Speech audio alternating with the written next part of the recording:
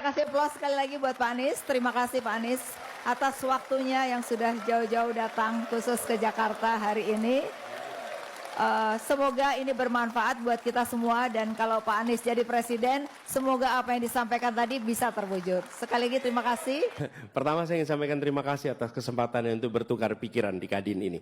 Ini adalah sebuah forum yang luar biasa. Kenapa pertanyaan-pertanyaannya itu pertanyaan yang sangat bermanfaat.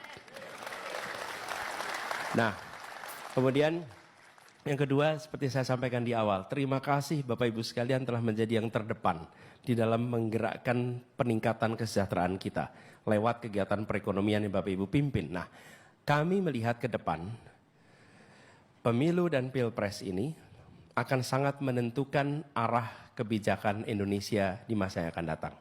Dan saya membayangkan teman-teman di dunia usaha pasti menunggu sampai pilpres selesai, menunggu sampai nanti bagaimana kebijakan ke depan itu akan muncul. Nah, kami ingin menyampaikan kepada semua bahwa arah yang kami akan lakukan seperti tadi disampaikan, kami menginginkan agar perekonomian kita itu disusun dengan memberikan ruang bagi pelaku swasta untuk tumbuh lebih besar dan negara memfasilitasi itu. Swasta lebih besar. Negara mengambil peran di dalam membuat regulasi yang memungkinkan terjadinya free and fair market. Bukan hanya bebas, tapi setara dan adil. Sehingga ada satu sistem yang memungkinkan itu berjalan. Lalu kita ingin memastikan ada kepastian hukum. Sehingga kegiatan usaha di Indonesia adalah kegiatan usaha yang terlindungi oleh seluruh peraturan yang ada di negeri ini. Dengan begitu juga akan mengajak kepada dunia internasional melihat Indonesia sebagai sebuah tempat usaha yang bersahabat kepada dunia usaha. Lalu yang tidak kalah penting Bapak sekalian, kami menginginkan agar pembangunan tidak hanya terjadi di tempat-tempat yang hari ini sudah menjadi sentra perekonomian. Tadi Kadin menyebutkan 27 kota metropolitan, kami menyebutkan 40 kota. Dan kami membutuhkan pelaku usaha swasta, teman-teman Kadin, untuk membangun lebih dari 40 kota itu. Dengan aturan zonasi yang memberikan kepastian hukum. Dengan pembangunan infrastruktur dasar yang membuat investasi swasta itu bisa langsung berkembang. Di mana di 40 kota lebih. Ini tidak bisa dikerjakan oleh negara. Bukan negara tidak mau, tapi kami melihat negara harus mengambil peran yang secara finansial tidak visible, secara ekonomi tidak visible. Tapi kalau finansial visible, maka biarkan pasar yang melakukan aktivitasnya di situ. Nah, dengan cara seperti itu, kami berharap ada pemerataan. Dan kami ingin mendorong sektor-sektor yang menyerap tenaga kerja yang banyak. Kita memiliki bonus demografi, dan kita memiliki potensi yang luar biasa, tapi bila sektor yang didorong tidak padat karya, maka itu menjadi talenta-talenta yang tidak teroptimalkan.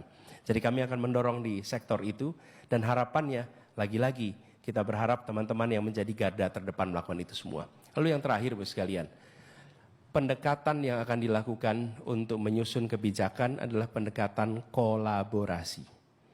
Ya, negara pegang kewenangan. Tapi seperti saya katakan di awal, pengetahuan ada pada pelaku. Pengalaman ada pada pelaku. Negara harus ditunjukkan mana yang harus dikoreksi, mana yang harus dipertahankan, mana yang harus dihentikan, mana hal baru yang harus dikerjakan. Dengan cara seperti itu maka kebijakan-kebijakan yang disusun adalah kebijakan-kebijakan yang bisa membuat perekonomian kita tumbuh lebih baik, lebih merata, dan lebih berkualitas secara ekologi. Itu harapan yang kita ingin lakukan sama-sama. Jadi pendekatan kolaborasi ini yang kita harapkan terjadi. Lalu kami tentu ingin agar pendekatan kolaborasi ini lewat apa? Salah satunya yang paling utama adalah Kamar Dagang dan Industri Indonesia, Kadin. Jadi buat teman-teman para pimpinan Kadin daerah dengan kita ingin membangun seluruh Indonesia, we need your help. We need your partnership. Kami membutuhkan bantuan, kami membutuhkan kemitraan dari pelaku-pelaku usaha itu. Jakarta adalah masa kini dan masa depan. Tetap akan ada. Tetapi wilayah daerah seluruh Indonesia itu adalah the real future of Indonesia. Ya. Terima kasih Pak Anies. Kita kasih aplaus sekali lagi buat Pak Anies. Terima kasih Pak Anies atas waktunya yang sudah jauh-jauh datang khusus ke Jakarta hari ini. Semoga ini bermanfaat buat kita semua dan kalau Pak Anies jadi presiden, semoga apa yang disampaikan tadi bisa terwujud. Sekali lagi terima kasih. Saya